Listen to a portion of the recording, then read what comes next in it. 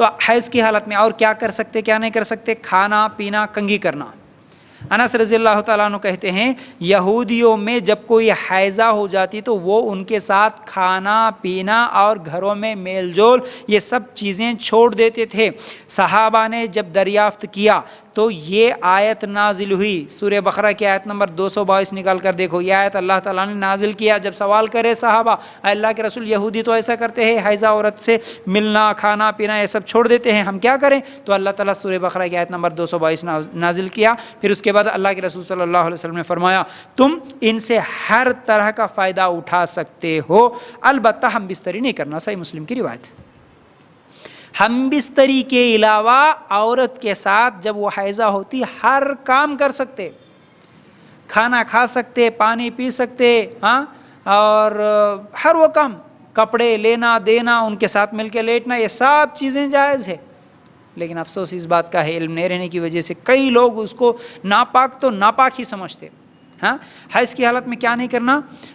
بہت سارے لوگ نہیں تم پکانا نہیں، اب ان کے پکایا ہوا وہ کھانا نہیں کھاتے کئی لوگ۔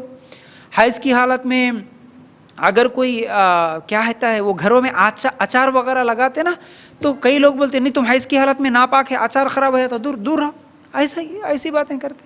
اور حیض کی حالت میں کسی کے قریب نہیں جانا، کسی کے گھر میں نہیں جانا، اس کے فنکشن میں نہیں جانا، اس کی شادی میں نہیں جانا، باہر نہیں جانا، بہت ساری ایسی جو باتیں کہتے ہیں یہ سب چیزیں غلط ہے، اللہ کے لیے غور کرنا۔ حیض کی حالت میں اللہ کے رسول صلی اللہ علیہ وسلم نے فرمایا صرف ہم بستری نہیں کر سکتے، ٹھیک ہے۔ عائشہ رضی اللہ تعالیٰ عنہ فرماتی ہیں کہ میں حالت حیض میں پانی پیتی، اس کے بعد وہ برتن نبی کریم صلی اللہ علیہ وسلم کو دیتی، آپ میرے ہونٹوں کی جگہ پر اپنے ہونٹ رکھتے اور پانی پیتے۔ کیا معلوم ہوا؟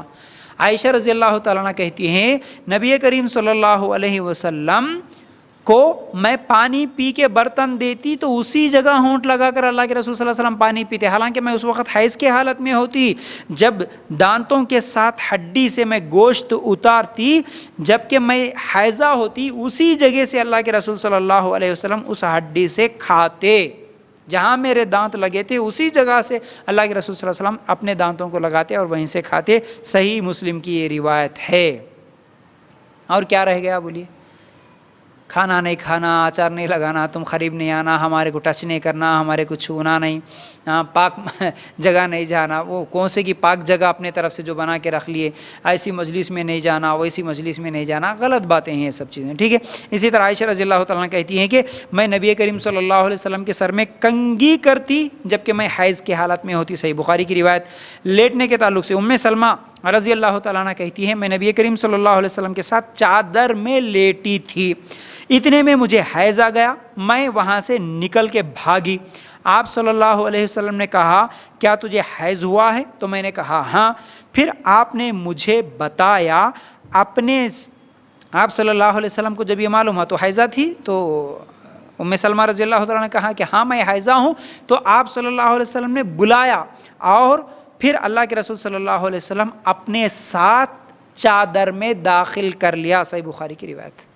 کیا لیٹ کے تھی ام سلمہ رضی اللہ تعالیٰ عنہ اللہ کے رسول صلی اللہ علیہ وسلم کے ساتھ، حیض آیا تو نکل کے بھاگی، اللہ کے رسول صلی اللہ علیہ وسلم پوچھے حیض آیا کیا؟ ہاں معلوم ہوا، تو بلا کے نہیں تو حیضہ ہے تو اس طرح نہیں جا سکتی دور، چلیے، اور قریب کر لیا، اللہ کے رسول صلی اللہ علیہ وسلم چادر میں بلائے اور اللہ کے رسول صلی اللہ علیہ وسلم لیٹے، ٹھیک ہے نا۔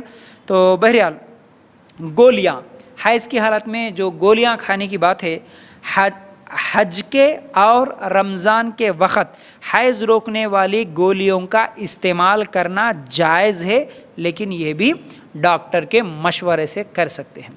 کچھ عورتیں اگر ڈاکٹر کے مشورے سے میں رمضان کے پورے روزے رکھنا چاہتی ہوں اس لیے میں حیض کو روکنے والی گولیاں استعمال کروں، تو بالکل کر سکتی ہے، لیکن ڈاکٹر کے مشورے سے، ایسا نہیں کہ اپنی مرضی سے جو چاہے کھا لیے پھر اس کا کچھ ری ایکشن ہو گیا، ایسا نہیں ہونا۔ تو بہرحال گولیاں استعمال کر سکتے ہیں، یہ سعودی علماء کی فتویٰ کمیٹی کی طرف سے یہ